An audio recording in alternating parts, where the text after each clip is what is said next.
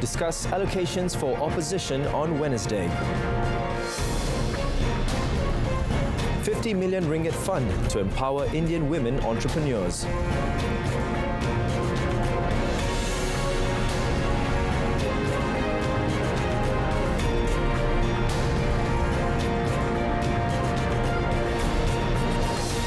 Good evening and Salam Malaysia Madani. Thanks for joining us. I'm Daryl Baptist and you're watching Malaysia Tonight.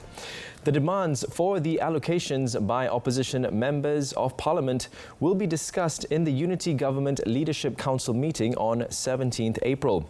Deputy Prime Minister Datuk Seri Fadillah Yusof said this follows his meeting with leader of the opposition Datuk Seri Hamzah Zainuddin in parliament on 19th March. Kami akan berbincang di kerajaan peringkat Majlis Perpaduan Kerajaan Madani itu. Ya, akan ada mesyuarat dan saya akan bentangkan dan di situ kita akan kemukakanlah. Besides Datuk Seri Hamzah, the meeting with Datuk Seri Fadillah was also attended by Opposition Chief Whip Datuk Seri Taqiyuddin Hassan and Member of Parliament for Beluran Datuk Seri Dr. Ronald Kiandi. On 24th March, Datuk Seri Fadillah was reported to have said that there is no draft agreement related to demands for allocations to opposition representatives with the Madani government, as claimed by Perikatan Nasional or PN leaders following the meeting. He said this when met by reporters at his Aidilfitri open house in Kuching today. Parti Keadilan Rakyat or PKR Information Chief Fahmi Fadil denied an allegation that billions of ringgit in royalty funds for Kelantan and Terengganu were deposited into the party's account. He said there are individuals who upload fake and defamatory posts which are very disgusting. Parti Keadilan Rakyat discloses its accounts every time a congress is held, and these accounts are audited by certified auditors. Elaborating further on the matter through a Facebook post, Fahmi said never has such an amount as alleged been deposited into the party's account. Fahmi, who is also the communications minister, said he had directed for a police report and complaint to the Malaysian Communications and Multimedia Commissions, or MCMC, to be immediately filed against the individuals spreading the malicious allegation. The allegation emerged on a public Facebook group called Jabatan Netizen Negara Official yesterday. The Ministry of Education, or MOE, will extend the intake of candidates for the Bachelor of Teaching Degree Program, PISMP, to include Sijil Tinggi Persekolahan Malaysia, or STPM, Sijil Tinggi Agama Malaysia, STAM, and matriculation program graduates starting this year. In a statement released today, the ministry announced that this initiative will provide opportunities for more candidates interested in becoming teachers to apply for admission to the PISMP program. It added that the objective is to ensure the best candidates are selected for the program. This initiative demonstrates the ministry's continuous commitment to addressing the shortage of teachers issue while ensuring the selection of the best teacher candidates who can contribute to the national education reform agenda. The ministry stated that selected candidates will undergo training at the Institute of Teacher Education Malaysia in various specialized fields in a 4-year course.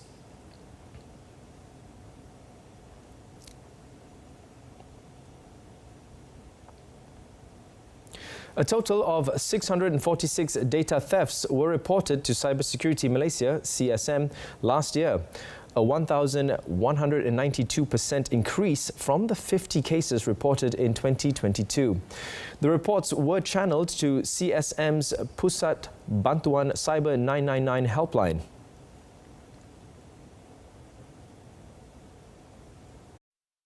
Thousand 917 cybersecurity incidents reported to CSM, an agency under the Digital Ministry, last year. Scams accounted for the bulk of cases, comprising 3,705 reports, followed by data breaches. In the first 3 months of this year, a total of 142 data breaches were reported to CSM. Based on this trend, CSM expects data thefts to continue rising if no measures are taken to curb the crime. As such, CSM said organizations and internet users must adopt safety measures to prevent data breaches, including those related to personally identifiable information. The information includes personal data, such as full names, identification numbers, age, home addresses, phone numbers, and even salaries. Other types of data breaches involve email credentials and application credentials for access to emails, as well as applications like WordPress and file transfer protocols. The water supply disruption that affected residents at Bukit Permai Felda settlement was due to high usage and low pressure, as the area is located at the end of the water supply system. State Works, Transport, Infrastructure and Communications Committee Chairman Muhammad Fazli Muhammad Saleh said state water operator Ranhill SAG Sendirian Berhad provided water tankers to tackle the problem and meet consumers' needs. About 200 households were affected during this year's Aidilfitri festive season compared to over 2,000 households last year. According to Muhammad Fazli, adding that this time around, the affected areas included the Kulai and Kluang districts. However, he said that water supply at 10% of the affected areas have resumed in stages starting from the third day of Aidilfitri. Setelah beberapa mitigasi plan yang kita buat, hanya beberapa kawasan saja yang terjejas berbanding sebelum ini yang kita jangka mungkin 2-3 ribu rumah yang terjejas, tapi alhamdulillah kali ini terjejas juga, tapi tak seperti yang kita jangkakan 2-3 ribu rumah. He said this to reporters at the Aidilfitri Open House for the Bukit Pasir constituency at Dataran Bukit Pasir Muar today.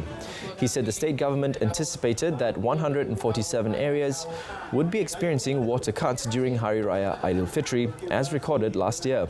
The Bukit Pasir Assemblyman said the water supply issue in Kulai and Kluang is expected to be resolved in 2027 after the flood mitigation project of the Sombrong Dam in Batu Pahat is completed, as it also serves as a water catchment area.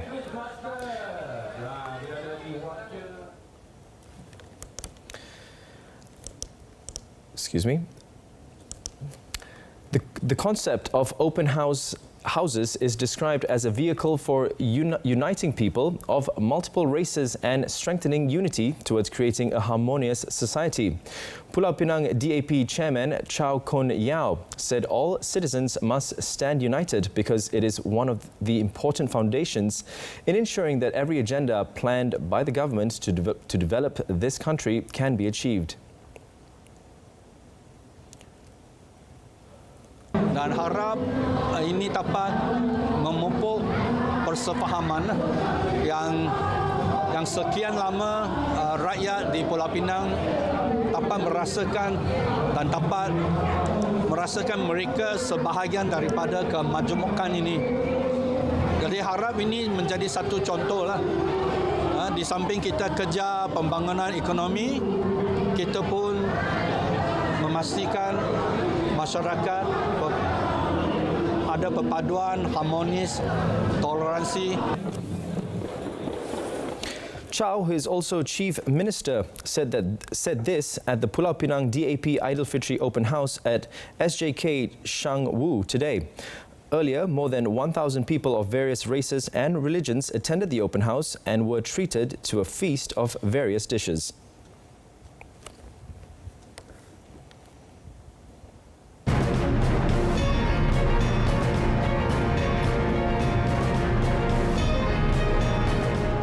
Coming up, global spotlight on Malaysia as it emerges as semiconductor powerhouse.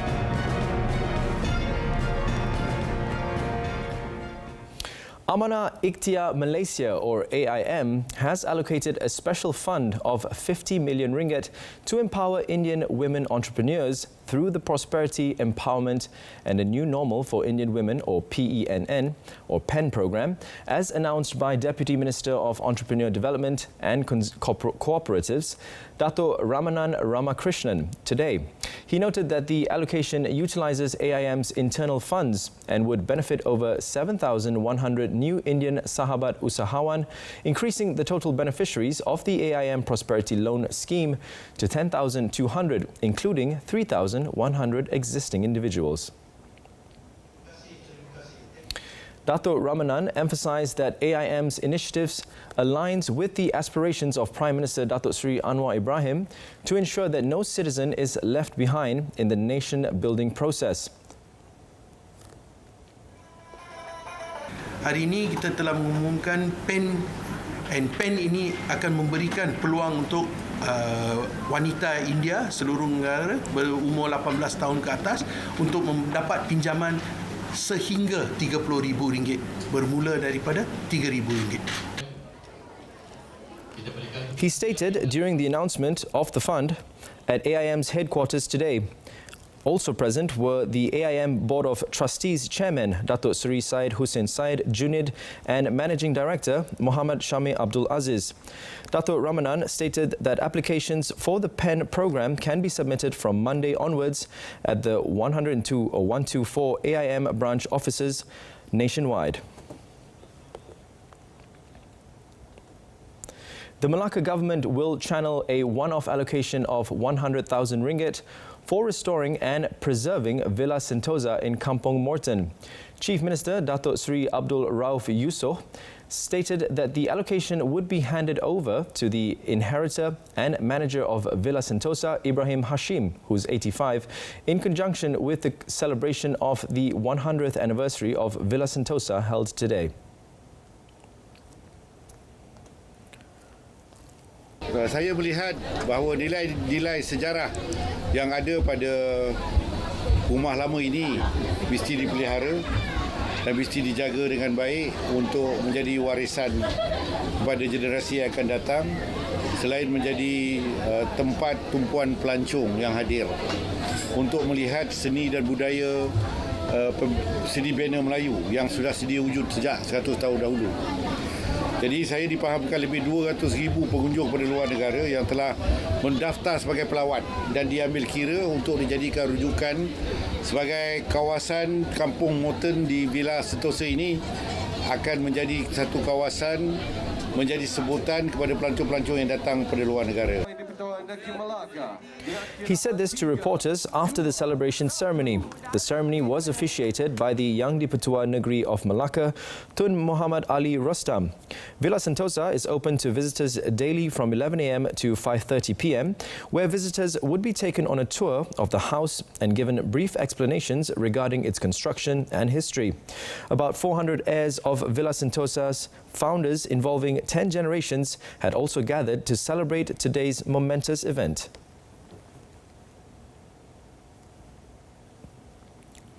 Malaysia's vibrant semiconductor industry has been the talk of the town as of late, as the country emerges as a new semiconductor powerhouse with the global spotlight on Pulau Pinang.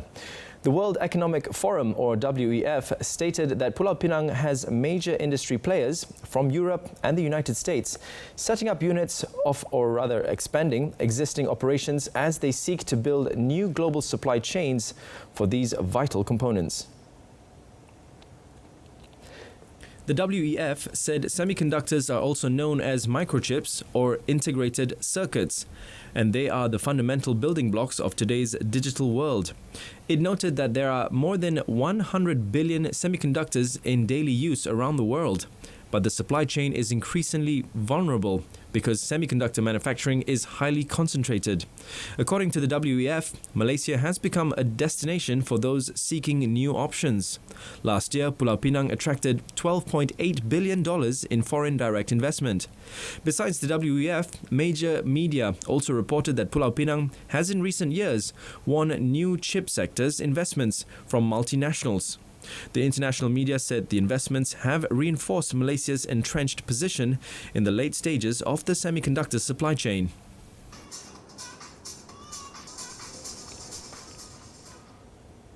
The ringgit is expected to remain soft and trade around 4 ringgit 76 cent against the American dollar next week, ahead of talks by US Federal Reserve or Fed officials on inflation and the US retail sales data. Bank Muamalat Malaysia Berhad Chief Economist Dr. Muhammad Afzanizam Abdul Rashid said a slew of Fed officials are scheduled for talks next week, which he thinks will offer the same messages that US inflation is still still a concern and that they need to be convinced whether it can reach the American Central Bank's 2% goal. The U.S. retail sales figure will be announced on Monday, with consensus estimates projecting it will grow 0.3% month-on-month in March from 0.6% previously. Dr. Muhammad Afzal Nizam also said perhaps the first quarter of this year gross domestic product results for China could be a market-moving data point, as investors would want to gauge whether the second largest global economy would be able to grow at around 5% in 2024. Consensus estimates showed China's economy grew 5% year-on-year in the first quarter of the year. On a Friday-to-Friday basis, the ringgit weakened versus the greenback compared with a week earlier. The local note, however, traded higher against most other major currencies.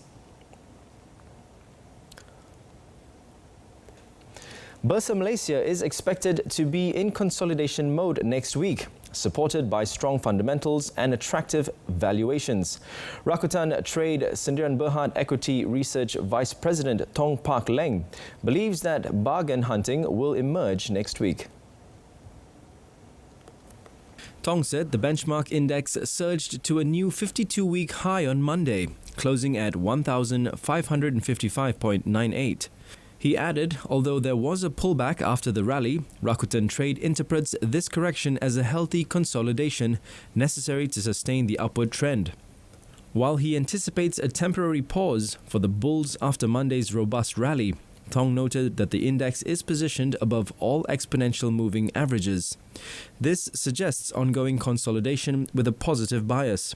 As such, Tong anticipates the index to hover within the 1,538 to 1,570 range next week, with immediate support at 1,534, followed by 1,520. He also said a significant subsequent resistance level is at 1,570, and a breakthrough above this level could signal further upward momentum.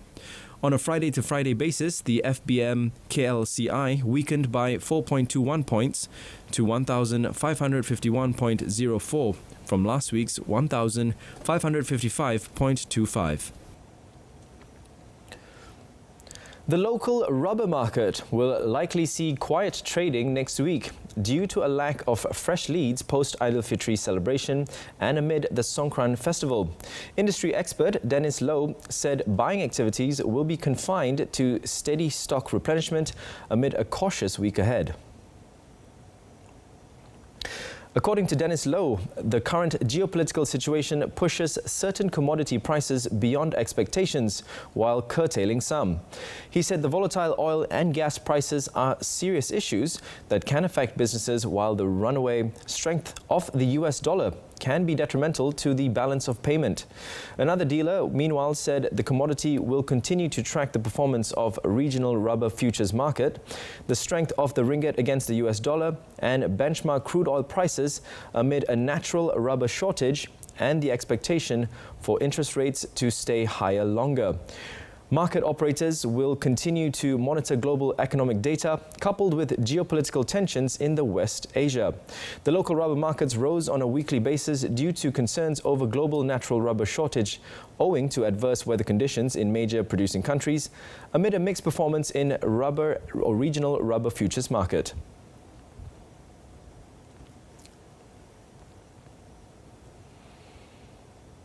There is a possibility of a substantial rise in energy and food costs this year, which could potentially exacerbate inflation in Asia.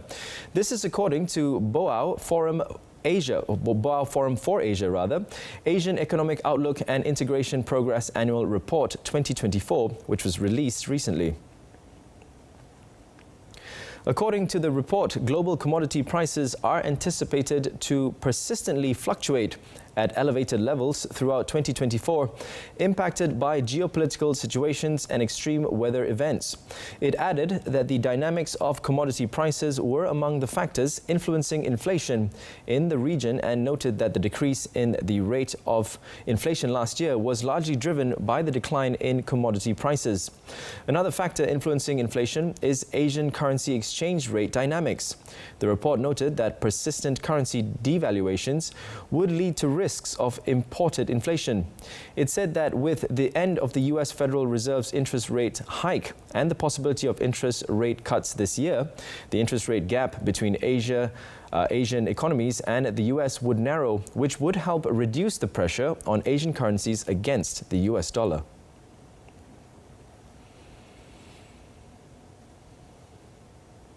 The Bank of England has decided to implement a substantial upgrade program to improve its economic forecasting after a probe found it had deteriorated significantly in the recent years.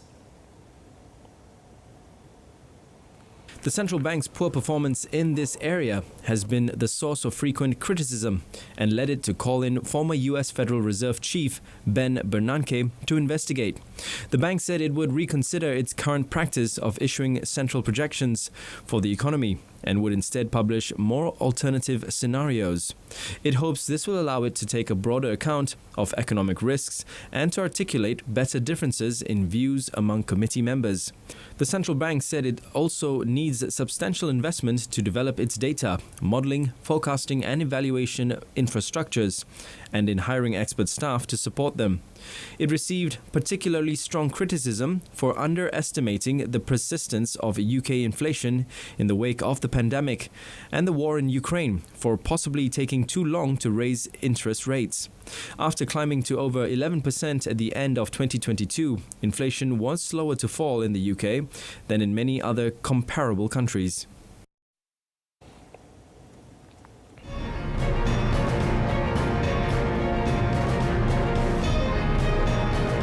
Up next in our foreign segment, 6 killed, several injured after knife attack in Sydney shopping centre.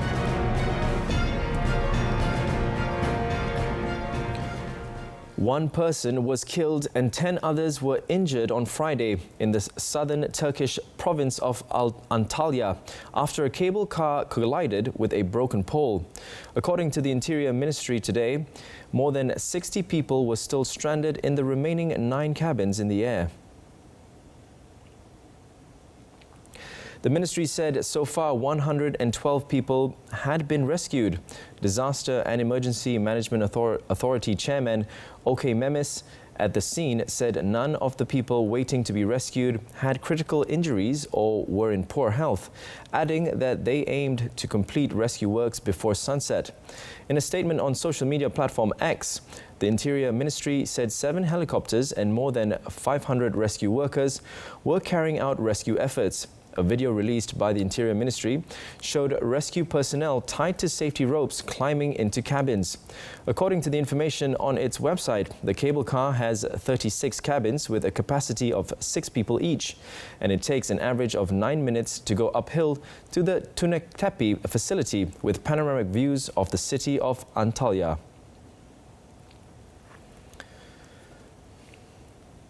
With some more tragic news, at least 6 people have been killed and several others injured after a man used a knife to attack people at a busy shopping centre in Australia's Sydney before being shot dead by police. Anthony Cook, New South Wales Police Assistant Commissioner, today said the unidentified suspect was killed by a police officer responding to the scene at the Westfield Bondi Junction Mall complex. 8 people, including a 9-month-old baby and her mother, were rushed to hospital following the attack that took place as the sprawling shopping centre was packed with people. Police said some of them were in serious or critical condition, adding that the 6th victim died from injuries in hospital. Local media reported that hundreds of people were evacuated, with broadcast footage showing police looking down the scene and assisting the injured. The motive was not immediately clear. Australian Prime Minister Anthony Albanese said later on Saturday that speculation would be unhelpful at this time and the public should allow the investigators to go about their work.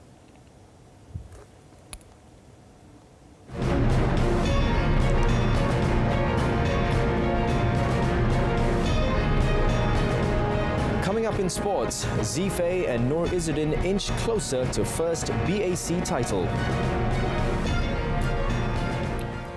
The country's professional men's singles shuttler Lee Zijia inclusion in the Thomas Cup squad has come with a cost, as the Badminton Association of Malaysia, or BAM, has to pay image rights for the player.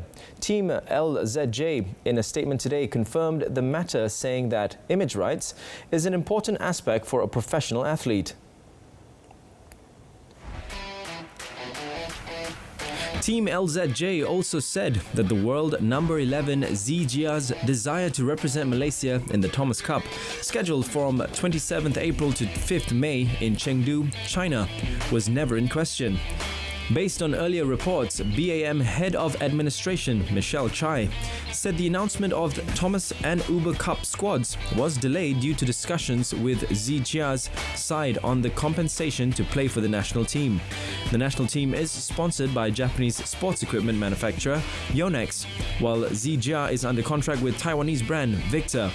In the Thomas Cup squad announced by BAM this morning, apart from Zijia, the team also consists of world number 18 Ng Ziyong, Leong Junhao, Chiam Junwei and Justin Ho for the singles, while the doubles will be spearheaded by Aaron Chia Suwuyik, followed by Go Zi Fei, Nur Izzuddin Rumsani and Muhammad Haikal Nazri.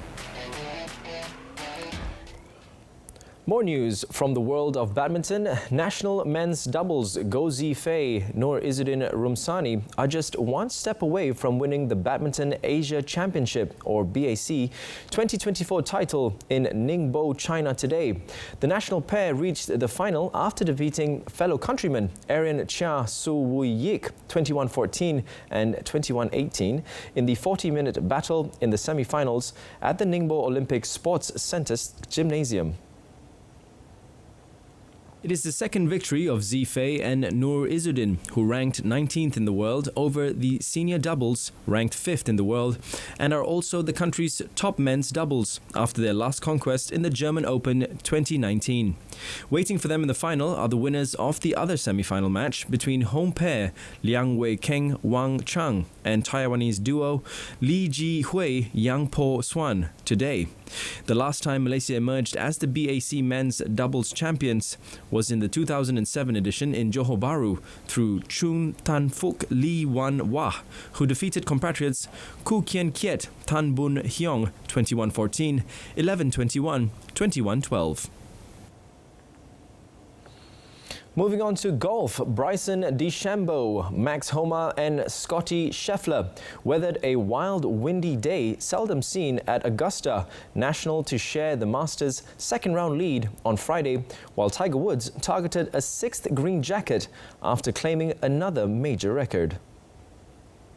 First-round leader DeChambeau had looked poised to spend another night alone on top the leaderboard until a bogey at the 18th left the 2020 US Open champion with a 1 over 73 and a two-day total of 6 under 138. Scheffler also had a chance to take solo possession of the top spot, the world number 1 cruising along with a one-shot lead until running into trouble where so many have at par 5, 13th. Landing his approach in Rays Creek, Scheffler did well to escape with bogey, then playing error-free to finish signing for an even par 72. That concludes this edition of Malaysia Tonight. In our top story, government to discuss allocations for opposition on Wednesday. Till then, I'm Daryl Baptist. From the river to the sea, Palestine will be free. I hope you're all having a memorable Raya celebration and a happy and prosperous Vaisakhi to all of those observing. Thank you for watching. Good night.